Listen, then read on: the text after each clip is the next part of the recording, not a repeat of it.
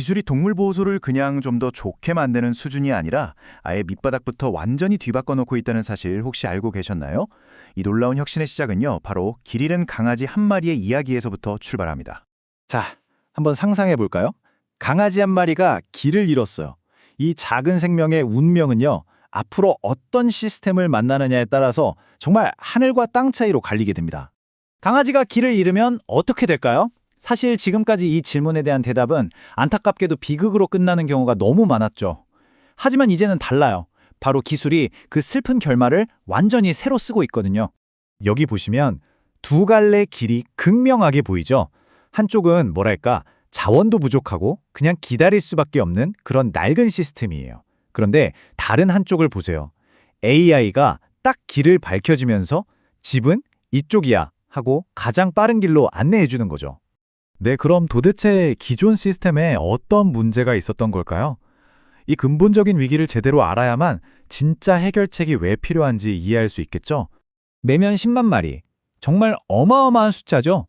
이 10만 마리가 넘는 동물들이 사실상 이들을 감당할 준비가 전혀 안 된 시스템 안으로 그냥 쏟아져 들어오고 있는 겁니다.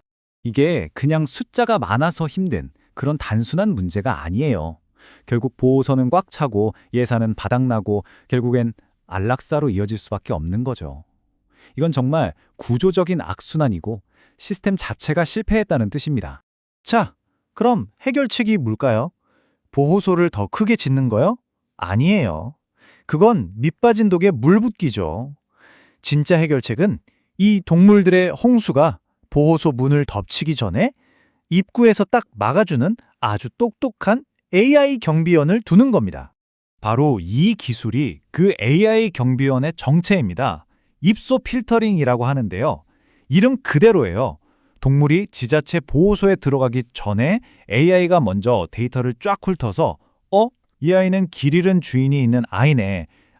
이 아이는 정말 도울이 필요하구나 하고 분류를 해주는 거죠.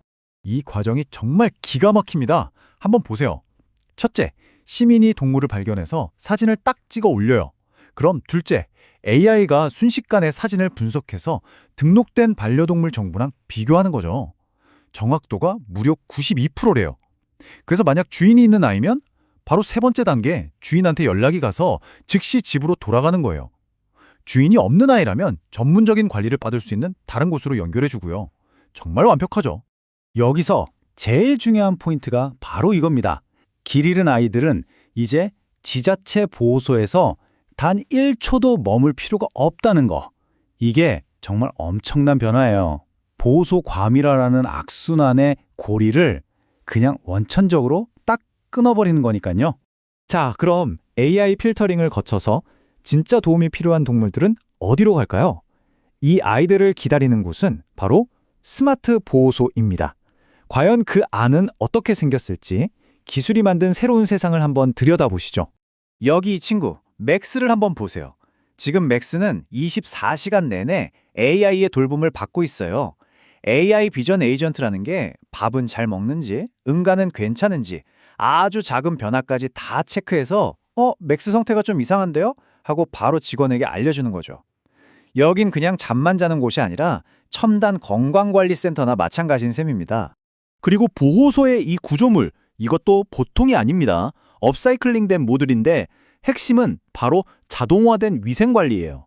버튼 하나만 누르면 고압 세척부터 살균까지 싹 다 자동으로 되니까 단체 생활에서 제일 무서운 전염병을 막을 수 있고요. 무엇보다 직원들이 매일 해야 했던 그 힘든 청소일이 엄청나게 줄어드는 거죠. 이건 진짜 혁명적이에요. 네, 여기까지 보면 동물들한테는 정말 꿈 같은 이야기죠. 그런데 진짜 놀라운 건 이제부터입니다. 이렇게 생명을 구하는 시스템이 동시에 어마어마한 돈, 수십억을 절약해준다는 사실이에요. 가장 먼저, 그리고 가장 충격적인 숫자입니다. 0. 이게 뭐 의미하냐면요. 더 이상 안락사 약품이나 사체 처리를 위해 지자체에서 쓰는 돈이 단 1원도 없어진다는 뜻입니다. 예산 항목 자체가 사라지는 거죠. 그리고 인건비. 이 그래프를 보면 정말 확 와닿죠? 기존 보호소에서 7시간 반이 필요했던 일이 스마트 보호소에서는 1.1시간이면 끝나요. 무려 85%의 노동력이 줄어드는 겁니다. 아까 보셨던 자동 청소 시스템 같은 것들 덕분이죠. 자, 그래서 이 모든 걸 돈으로 환산하면 어떻게 될까요? 경기도 한 곳에서만 5년 동안 절약할 수 있는 예산이 무려 261억 원입니다. 정말 천문학적인 액수죠. 아니, 생명도 구하고 이렇게나 많은 돈도 아낄 수 있다니 이건 안 할 이유가 없잖아요. 그럼 정부나 지자체 입장에서 이거 어떻게 도입해야 하지 싶을 텐데 놀랍게도 그 방법이 정말 간단합니다. 해답은 바로 민관 협력 모델에 있어요. 리스크는 낮추고 도입은 빠르게 할 수 있도록 아주 영리하게 설계됐는데요. 공공부문과 민간 기업이 각자 제일 잘하는 걸 내놓는 서로에게 윈윈인 구조인 셈이죠.